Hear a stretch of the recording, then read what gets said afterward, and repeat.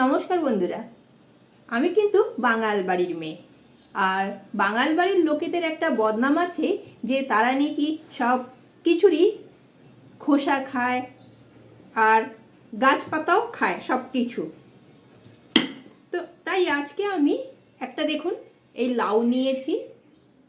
এই লাউটা ভালো করে আমি ধুয়ে নিয়েছি। তারপরে এই লাউটার যে খোসাটা আছে সেই খোসাটা দিয়ে আমি একটা দারুণ স্বাদের চচ্চড়ি বানাবো। খোসাটা কেটে নিচ্ছি। তারপরে এই অংশটাকে আমি একটু আলু ভাজার মতো করে করে আমি কেটে নেব। এইরকমভাবে এই আলু ভাজার মতো একটু মোটা মোটা করেই কাটবো। কেটে ভালো করে আমি এটাকে সেদ্ধ করে নেব। আমি এখানে তেল গরম করতে দিয়ে দিয়েছি। তেলটা দেখুন গরম হয়ে গেছে। এরপরে আমি এটার মধ্যে দিচ্ছি ফোড়নে কালো সর্ষে আর একটা শুকনো লঙ্কা। শুকনো লঙ্কাটাকে একটু ফাটিয়ে নিয়ে দিলাম।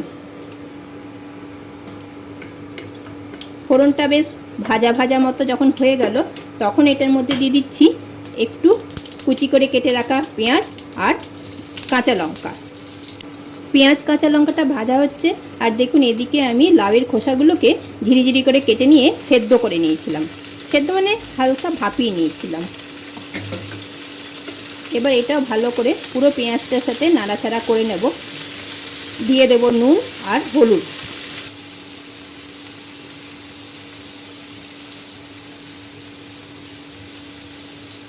একটুখানি ভাজা হওয়ার পর দিয়ে দিলাম হাফ চামচ জিরের গুঁড়ো। অন্যদিকে লাউয়ের খোসাটা ভাজা হচ্ছে আর এইদিকে আমি একটা কড়াই বসিয়ে তেল দিয়ে দিলাম। তেলের মধ্যে দিচ্ছি কিছুটা কাঁচা বাদাম আর কিছুটা বড়ি। এখানে আমি বড়ি নিয়েছি মসুর ডালের। এবার বড়িটা আর কাঁচা বাদামটাকে ভেজে নেব। ভেজে নেওয়ার পর এগুলোকে ঠান্ডা করে আমি এটাকে গুঁড়ো করে নেব। বেশি কিন্তু গুঁড়ো করব না, একটু আধ ভাঙা মতো গুঁড়ো করব আমি।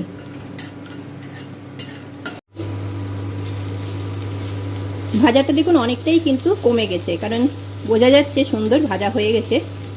এইবারে আমি এটার মধ্যে এই যে বড়িটা আর বাদামটাকে হালকা করে ভেজে রেখেছিলাম, সেই ভাজা বড়ি আর বাদামটাকে একদম সুন্দর করে হালকা হালকা করে আমি ক্রাশ করে নিয়েছি।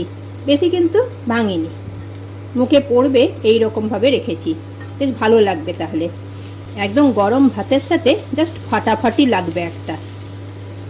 আর কিন্তু বলবেন না যে বাঙালরা খোসা খায়। বাঙালদের এই খোসা ভাজা আপনারা ঘটিরাও বানিয়ে দেখবেন, বারবার মন করবে যে এই বাঙালদের খোসা ভাজাটাই খাই।